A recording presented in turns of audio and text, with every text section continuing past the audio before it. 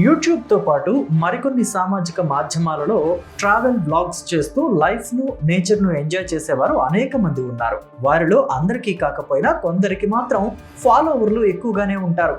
వీరిని ఫాలో అయ్యే వారి వల్లనే సబ్స్క్రైబర్లు పెరగడం, వ్యూస్ రావడం, తద్వారా రెవెన్యూ కూడా పెరగడం అనేవి జరుగుతూ ఉంటాయి. అయితే ఇక్కడే అసలు కథ మొదలవుతుంది.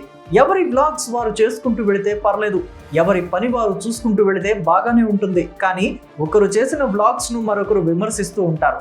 ఆ విమర్శలు కూడా సద్విమర్శలైతే ఓకే, లేదా ఏవైనా అనుమానాలు ఉంటే అడిగి తెలుసుకున్నా ఏమోలే అని సరిపెట్టుకోవచ్చు.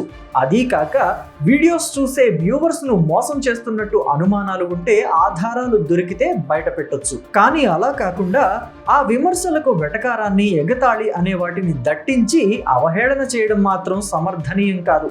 అలా చేయడం వల్ల వైషమ్యాలు మొదలవుతాయి.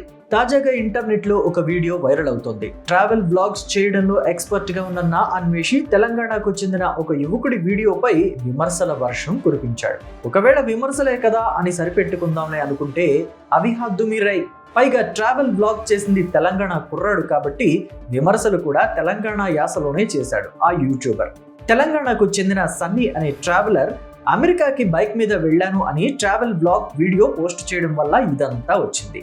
బైక్ మీద అమెరికా ఎలా వెళ్ళాడు అనే విషయాన్ని చెబుతూనే వ్యూవర్స్ అని మోసం చేశావు, ఆ మోసంతోనే సబ్స్క్రైబర్స్ ను తెచ్చుకున్నావు అంటూ విమర్శలకు దిగాడు అన్వేషి. హైదరాబాద్ నుంచి అమెరికాకి పోరడు బైక్ మీద పోయినాడంట.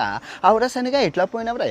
అయితే ఈ వీడియో మొత్తం మీద సదరు ట్రావెలర్ సన్నీ వరకు చేరుకుంది. దీంతో చిర్రెత్తుకొచ్చిన సదరు యువకుడు బూతు పురాణం అందుకున్నాడు. దమ్ముంటే తన ఫోన్ అన్బ్లాక్ చేసి తన కాల్ లిఫ్ట్ చేయాలని, తనతో మాట్లాడాలని సవాల్ విసిరాడు.